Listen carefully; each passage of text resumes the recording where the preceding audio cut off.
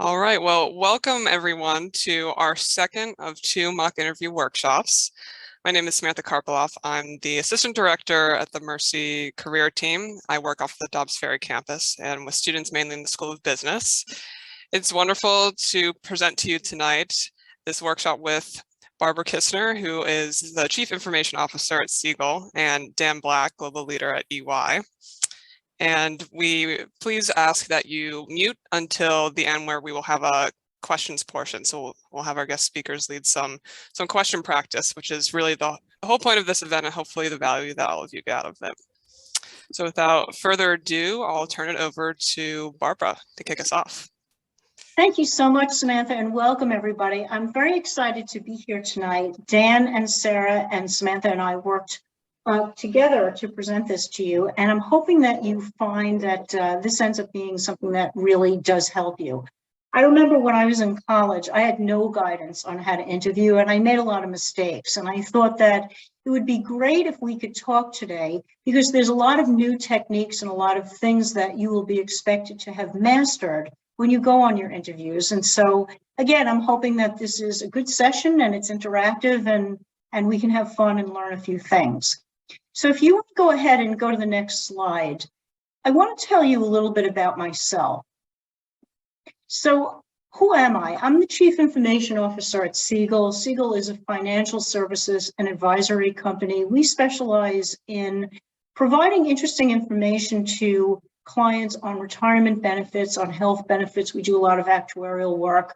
We also have a financial management group, and they have I think $700 billion in assets under management, meaning that we provide financial advice for them. But how did I get there? I'm the Chief Information Officer, which means I'm responsible for all technology, all cybersecurity, basically anything that plugs into the wall that isn't a toaster, I'm responsible for. So how did I get here? Well, it wasn't easy. I came from a family that did not believe in college for girls. It's interesting because my mother used to tell me to be a teacher, but she had no idea that you actually needed a bachelor's degree to teach. So she just thought if you're a girl, you could be a teacher. But as you know, it doesn't work like that. So I struggled quite a bit. I actually, just as a point of reference, I graduated when I was 16 from high school, and I was accepted into the pre-medical program at Fordham, because I wanted to become a doctor, but nobody in my family thought that girls should go to school. So I didn't go to school at first. I actually went to work as a clerical worker in the garment district in New York City. And I put money in the bank and I moved out and declared independence financially. And I was lucky because that put me in a position where I could get some financial help. I went to Brooklyn College as an undergraduate, and then I worked at NYU so I could go to graduate school. During that journey, I ended up not going to medical school, obviously, but I found that I was really good at technology. And so I went for a master's degree at NYU in technology. And interestingly, my undergraduate degree is in English literature and foreign language. So you wouldn't think that I would end up being a terrific technologist, but actually, as it turns out, that combination has really helped me a lot, because it's enabled me to speak clearly and to communicate to people that are not technical about very technical things. So why am I telling you this? Because it took me courage. It took courage to follow my dreams. And I know that you guys have courage because you go to school every day. A lot of you probably work. And it's important to understand also that life throws you a lot of curveballs. And there's a couple of different ways you can look at it. You can look at it as stumbling blocks, or you can think about the curveballs as opportunities. And I always say opportunity comes dressed in very different disguises. So as you go through your journey in college and you start interviewing, try to keep that in mind, because things change and you will discover talents that you never knew, and follow that because it may lead you to some terrific places. Now what I want to do is I want to turn this over to Dan, because Dan has also a very interesting story about his career. So let's go to the next slide. So yeah, for those of you who were with me last week live, you'll some of this sound a little repetitive, but similar to Barbara, I've had a kind of a long and winding journey, and what I try to point out as often as I can, especially when I'm talking to a group of emerging leaders, people that are a little bit earlier on in their career, is that where you end up is very rarely in the same place that you start, and even more rare is it a straight line or an easy path. And so similar to Barbara, I've had a lot of kind of ups and downs to get me to where I am today. So I work at one of the big four, one of the largest professional services firms in the world. I currently oversee all of our recruitment, so all of our talent attraction and acquisition for EY, which in pure numbers means that my team and I are responsible for hiring over 100,000 people every single year. 100,000. It is a massive undertaking. But getting to that point where I'm currently leading a team of about 12 or 1,300 people all around the world, traveling all over the world. It all sounds very exciting and glamorous. But getting to that point, as you can see here in this slide, there was a lot of twists and turns along the way. So I was an accounting major at Binghamton University, and it was a major I wasn't all that excited about. I was just good at it. I was good at math and good at numbers, but I wasn't so excited. I wasn't sure that profession was going to be right for me. I had this impression that maybe I had too much personality to be an accountant. More on that in a minute. And then I actually went, go Bearcats, exactly, Lynn.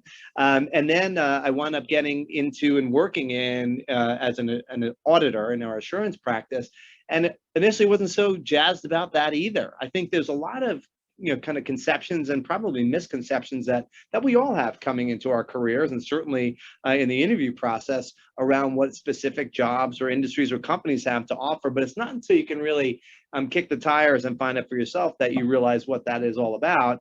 And as it states here, even when I first did the first interview with EY, I was negated. I interviewed for an internship, and they said, no, thank you, in not as many words. But at the end of the day, the reason I say all this is because despite all that, everything that I had in mind, the people that I had met, what I had in my mind about what my future might look like, I wound up working at an organization now. I've been at the same company, Ernst & Young, for 28 years.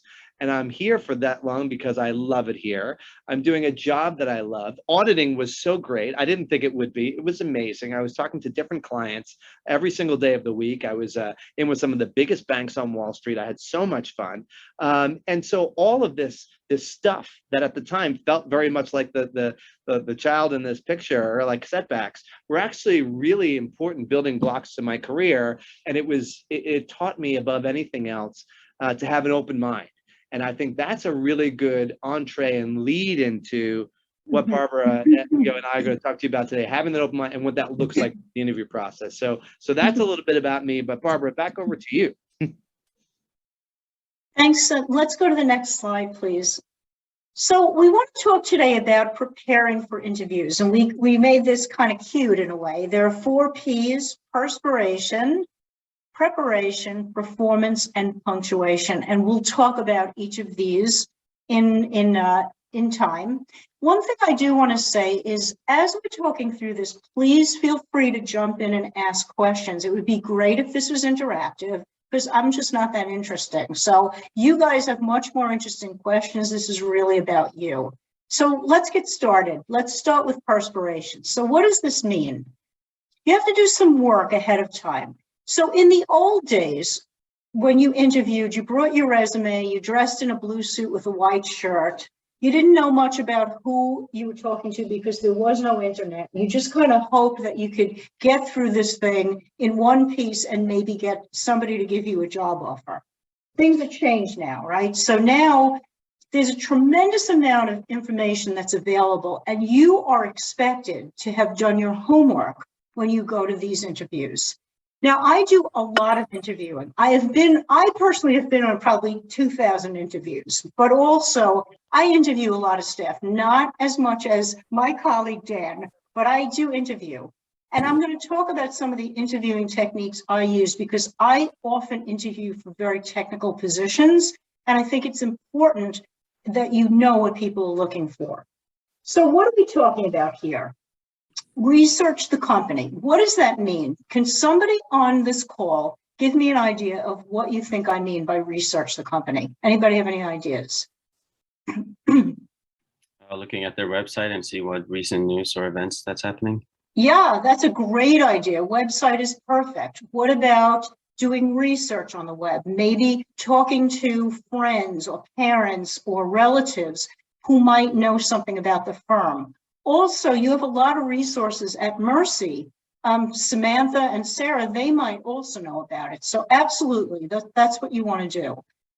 So researching your interviewers is interesting. When I think about it, think about places that you could look to research your interviewers. Where would you look to find these folks? Anybody have any ideas? LinkedIn? Probably LinkedIn. Go ahead. LinkedIn is perfect. I would stay away from Facebook personally.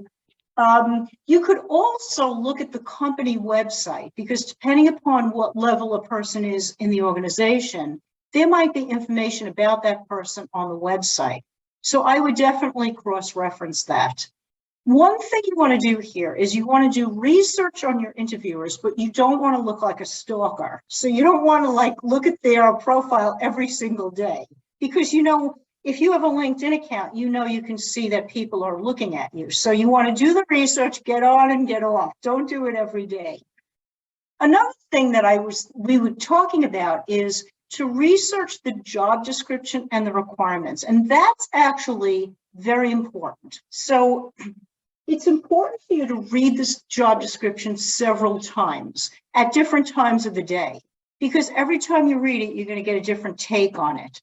But what I like to do also is I like to cross-reference this with other companies. What do other companies think? For example, let's say you're looking for a job as an auditor, a junior auditor or a business analyst.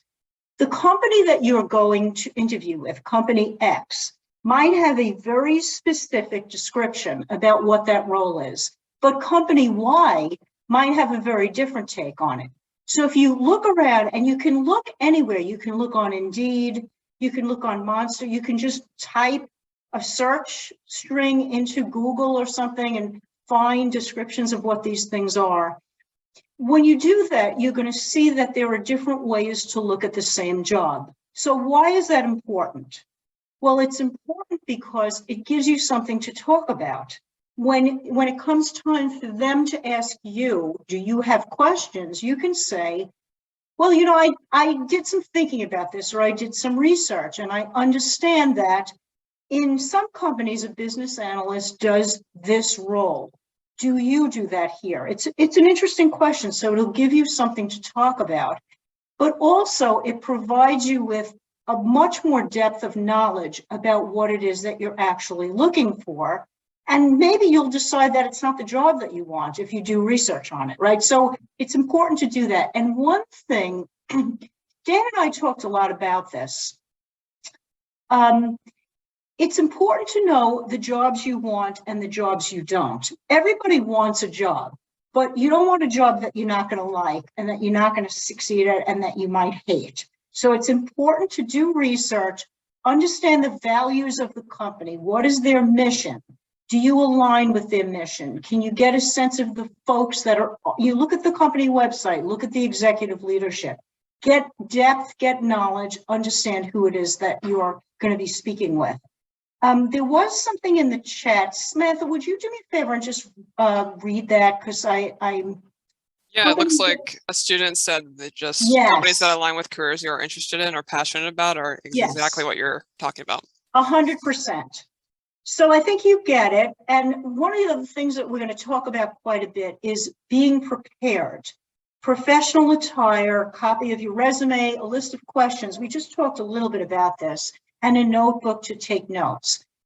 Now, professional attire, we're going to get to. This is very, very important, and we'll talk about that in a slide to come. But before I go to the next slide, I wanted to ask if you're sweating from the perspiration slide, and do you have any questions?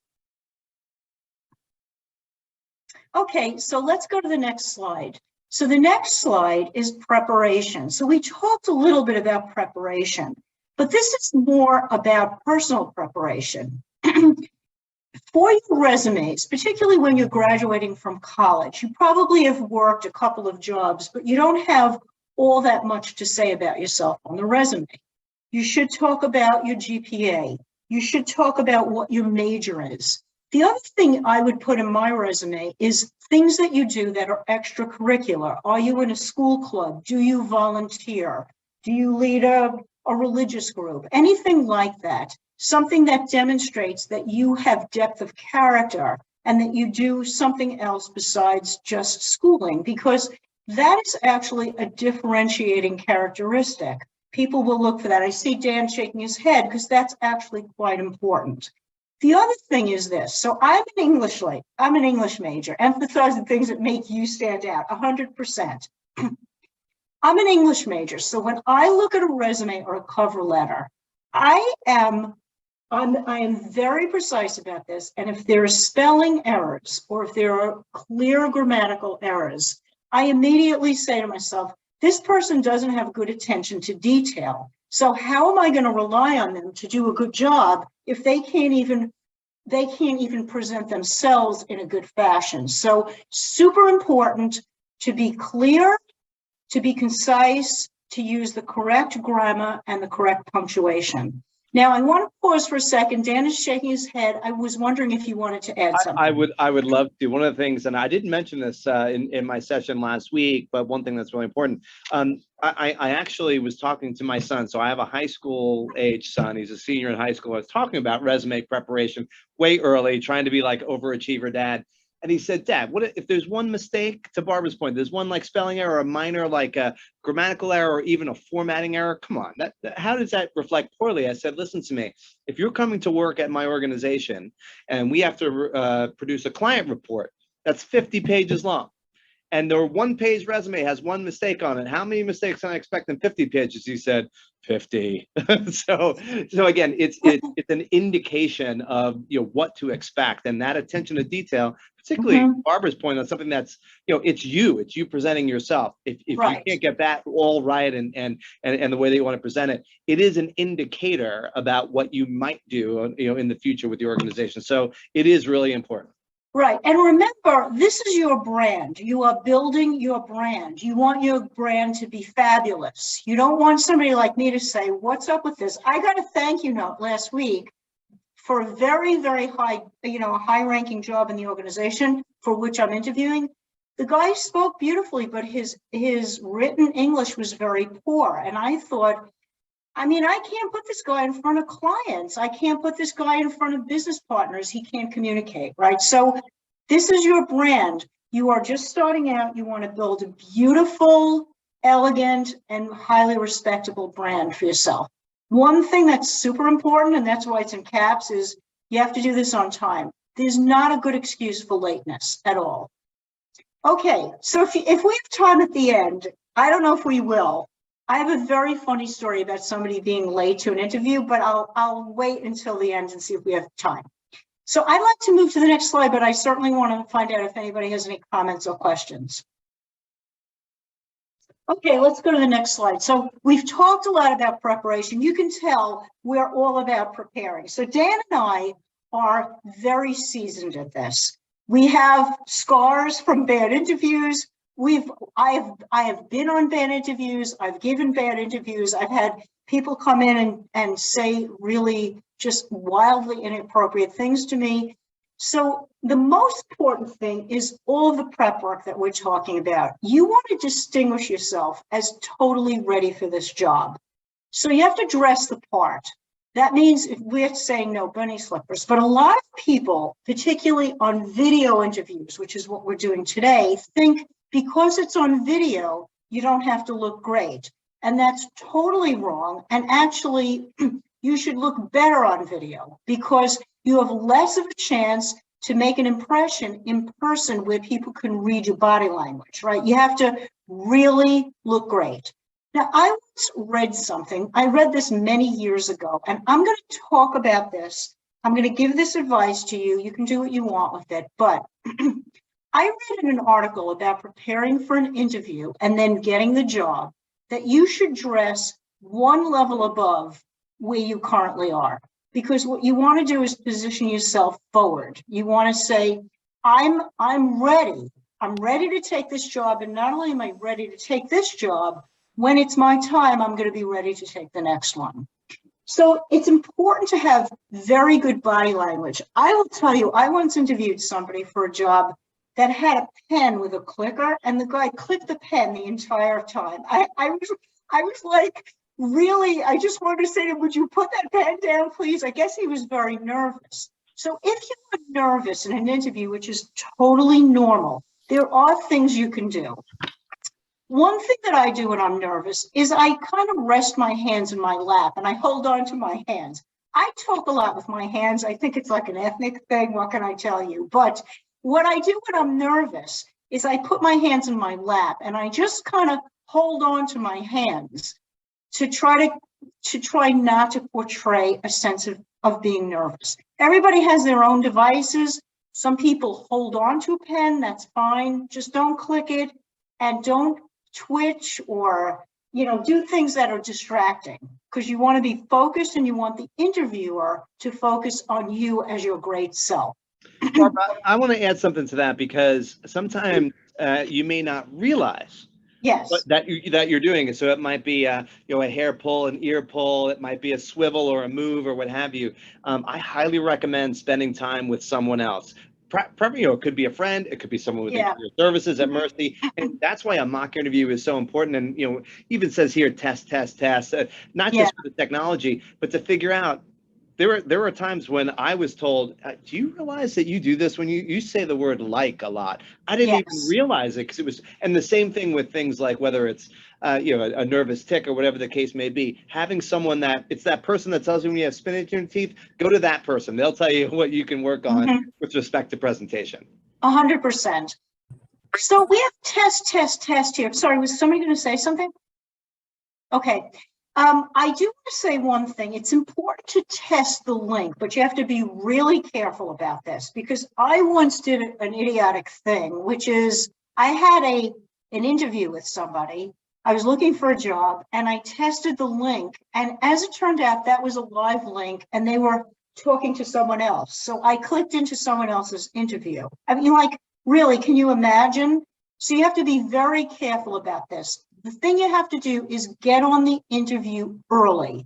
So if your interview is at 2, get on at 10:02 or 7 minutes to 2, so you can test it, because by that point you should be clear. But it is important because technology always fails the minute you need it. It's very important to make sure that your technology works. Make sure your camera is working, the video is on, the voices are clear. And one of the things that we didn't say in this slide, but is super important, is make sure you're in a quiet environment, because the background noise is very distracting. You guys all know, we've been on video for 2 years, right? And if somebody's dog is barking or the phone is ringing, it's extremely distracting. And you want the interviewer focused on you. If you give this person a chance to be distracted, you're done. So the other thing we have to say is make sure that you have the interviewer's contact information. It certainly happened to me. It happens in meetings all the time where the technology just fails and then you have to actually make a phone call. So you don't want to be left, kind of in the dark like that. So we talked a lot about preparation. I'm sure you're saying, okay, I got it. We have one more slide to get to, and then we'll get to the questions. How do you stop the nervous tics, like saying, that's a very good question.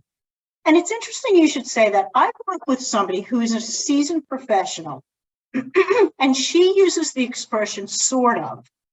And she uses this so many times, I swear this is true. In the margin of my notes, I actually tick the number of times she says sort of, and in a half an hour meeting, she will say sort of almost 15 times. So how do you do that? Do that for yourself.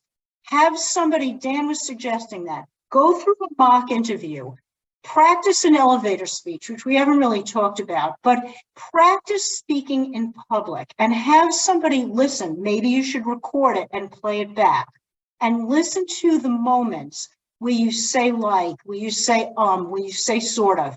It's okay to say it once. It's maybe okay to say it twice, But that's it. I would not say it more than that. And if you have that, you have to become extremely, it's like a Zen exercise. You have to start focusing on it and remove it from speech. That will help you in life, not just in interviews. Yeah, I would add to that 100% true. Most people, nervous tics or filler words like or like, etc., mostly come out when you're less prepared because you're searching for the next thing to say.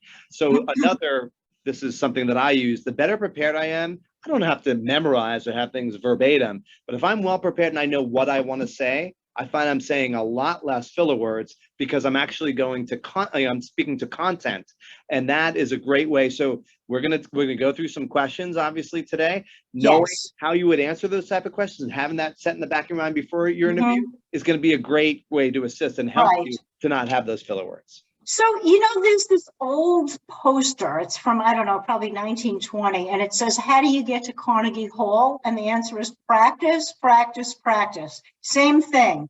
The best thing to do is practice.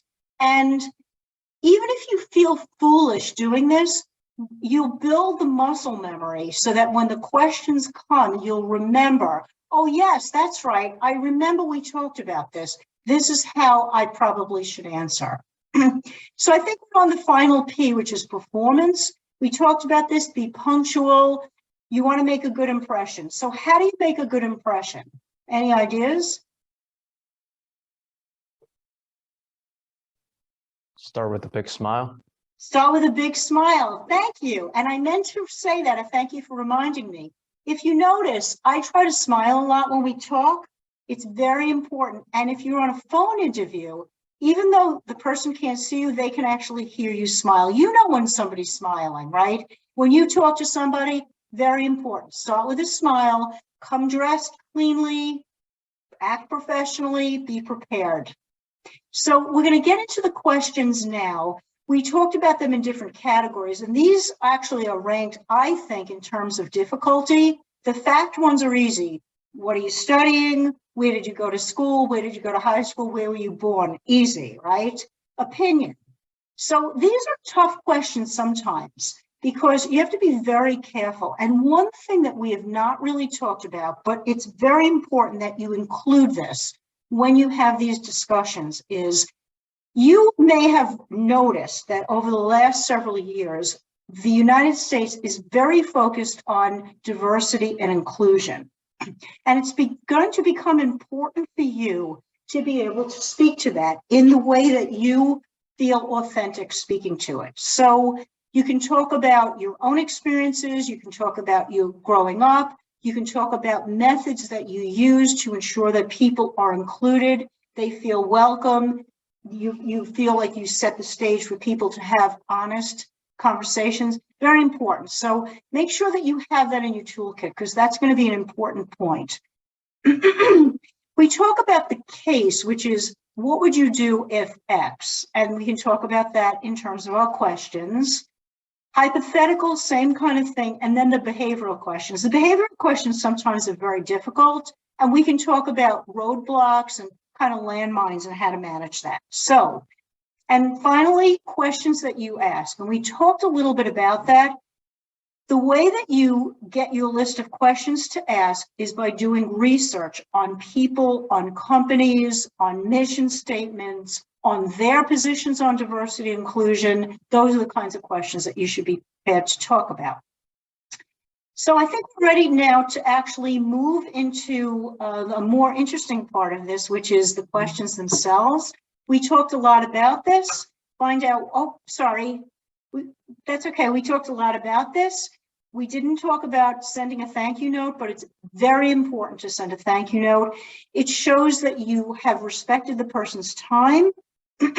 You appreciate that they reached out to you for an interview, and it gives you another chance to tell them why you would be good for the job.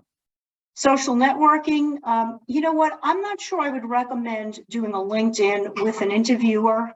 I think that would be a little bit, maybe it's a little too aggressive, but I do think it's important to be honest, to answer the questions. And if you don't know the answer, it's okay to say, I don't know. What is not okay is to make something up, because I will tell you, as a technical person, I always know when somebody's trying to fog over the truth. So let's get started.